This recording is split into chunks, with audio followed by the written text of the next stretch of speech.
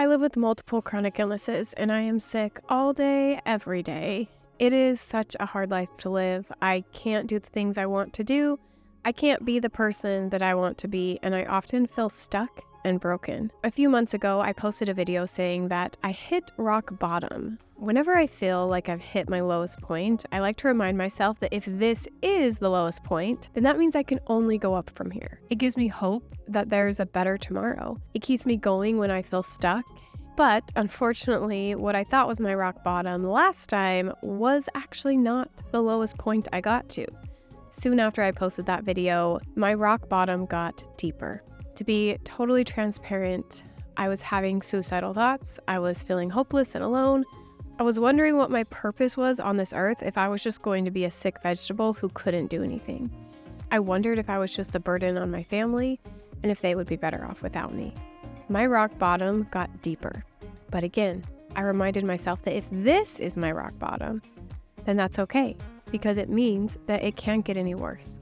Even if sometimes that thought might not be true and things could get worse, and they do get worse, I still don't see any harm in thinking this way in those really dark moments because it gets me out of that dark place.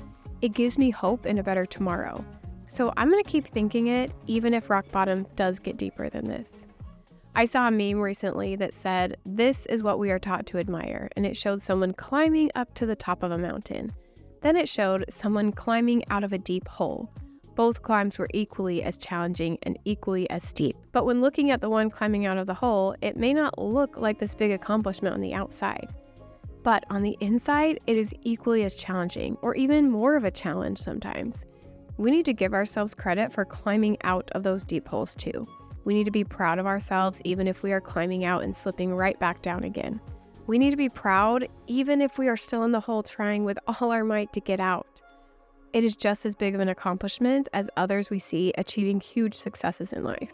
For me, it felt like I would climb out a little bit and then slide back down, and then climb out a little bit and slide back down. It was still a challenge, but I kept getting down on myself for not being further ahead. And after I hit my rock bottom number 2, I knew that I needed to change something. I saw this cycle happening in my life over and over again, especially over the last year. I would get depressed and feel miserable, then I'd hit what I kept thinking was my rock bottom, and I'd find something to give me a temporary fix, something to ease the pain just a little. I'd tell myself I was over the worst of it and it was all good. Then I'd fall back down deeper than I was the last time. This happened over and over and over again. You may even notice the pattern if you look over my videos from the past year. It's because I would do the work to start climbing out. I would start coaching myself and stop playing the victim. I'd start noticing the good in my life, but then I'd get lazy again. I'd forget to do the work on my own brain. I'd take a step forward and then slide 2 steps back because I wasn't being consistent with keeping my brain in a good place. However, this time was different. I knew that a small change wasn't going to make the impact that I needed. I needed something to grab onto, to stop me from slipping back down deeper into my pit of despair.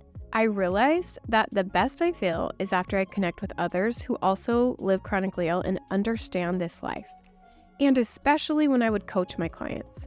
I coach people who live chronically ill, and I do my own self-coaching on my own brain. I also have my own life coach who I see occasionally when I need someone on the outside to see what I can't see. I know that I'm a good coach. Teaching was my career before I became sick, and it's something I have a true talent for. I am good at seeing how someone can change their thinking to improve their life. I am good at knowing what someone is missing to create a better life. But what I need to work on is being consistent with coaching myself. When I'm consistent in my own life, I see massive change. I see incredible growth. I see purpose and love of my life, even when I'm constantly sick. But what I realized is that just as I need consistent coaching, so do others. I have helped many of my one-on-one clients create a better life for themselves.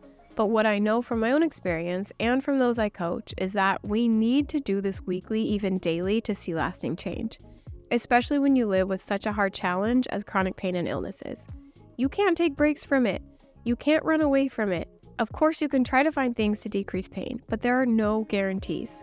What we can control, though, is our brains. We can control how we think, how we act, and the emotions we feel. The tricky part is that it takes work. I have an entire course on it, and I'm so proud of that course, and many of you have told me how it has helped you. But again, we need to be consistent to see lasting change. Taking that course one time and then moving on will not create the life you want. You need to be consistent. We also need support through the journey. And although I do offer one-on-one coaching, I know that it's not for everyone, and it's definitely not in the budget for everyone. And that is why I'm launching Chronically We. It's a community group coaching program to bring light, fun, purpose, and joy back into our lives. I need it, and you need it. We need each other. Once the community launches, it will only be $19 a month. However, I need some help making it exactly what you need, so I am currently offering months for free to a select group of people to be a part of my beta program. And I'm just so excited to share this with you. I'm so excited to create the life of our dreams together. We will find friendship, fun, joy, and meaning in our chronically ill lives, and we will do it together. And although I am a trained coach, I am still a human who struggles. I am not going to pretend that I am perfect or that I have everything figured out.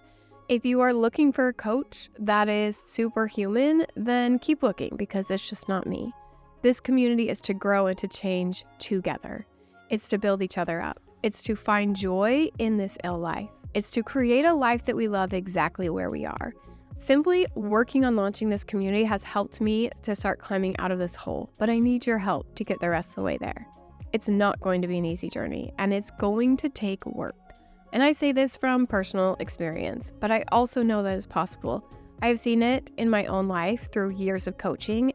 Even if recently I've been a little down in the dumps again, I know I have been there before and that it's possible.